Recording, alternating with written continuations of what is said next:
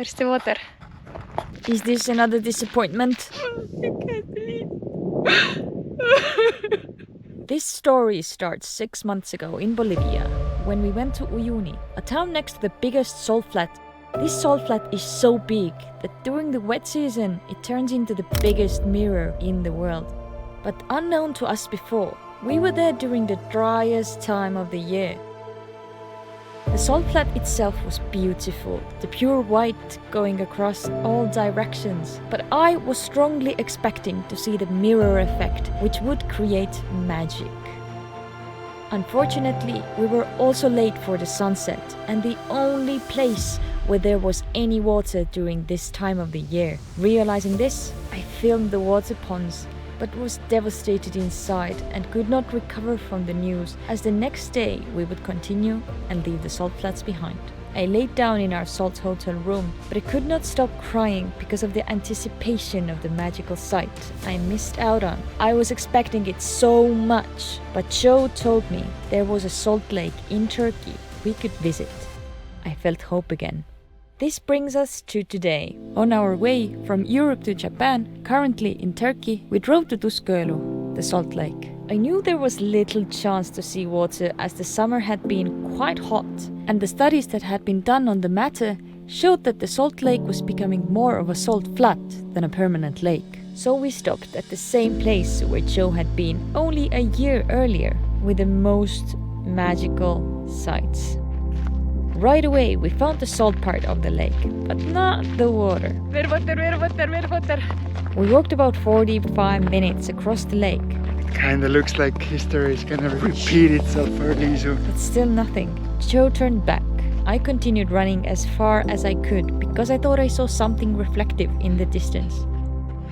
During this run, I contemplated myself. What would it give me if I found the place? It would not make me happier or more satisfied with my life, but it would fill my expectations. I got to the place I thought I saw something reflective, but still no water. It was just a mirage. There is no water. I ran all the way here with no reason. I started to run back and surprisingly did not feel the pain I had felt in Bolivia. Maybe because there was still hope to drive around the lake, or maybe because I had done everything in my power to go as far as I could, and I had grown as a person. Joe had told me once before that expecting nothing is the best, then you will never be disappointed. I searched Instagram for #tusgölu, and in recent pictures I found out that most of the pictures were of a dry salt flat. Hundreds of them actually, with only some showing water in the south end of the lake. It was worth a try.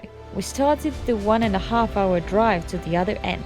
30 minutes in, we suddenly stopped because we saw something different in the distance. Until I see it, I'm not gonna believe it. When we got there, this is what we found. I can't believe.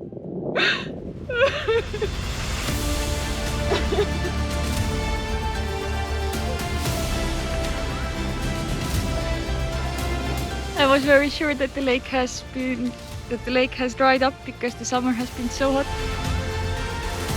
I contemplated my experience and thought about what did it teach me. In order to be a master of our emotions, we could still expect things, but be ready for the moment when experiences are not there, as this would be an opportunity to practice that life is not always the way we have wanted it to be. And that should not be a negative emotion, but a lesson that there will be other moments, other opportunities.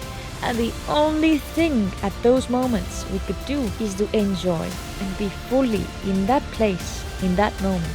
Because that is what really matters. You happy? Sometimes, though, the fairy tale world where unreal becomes reality is actually true. 4th time we visit this lake. But it is beautiful. 4th time through the mud.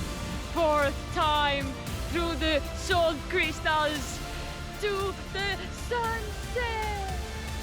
The Salt Lake was one of the most unique places where I had ever been, and I was all the more grateful when I was already sure that now is not the time.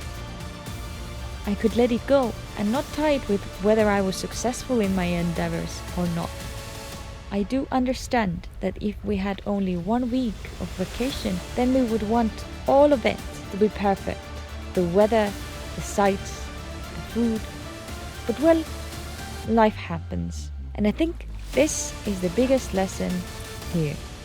Thank you friends for watching and see you again next week for some new adventures. Bye.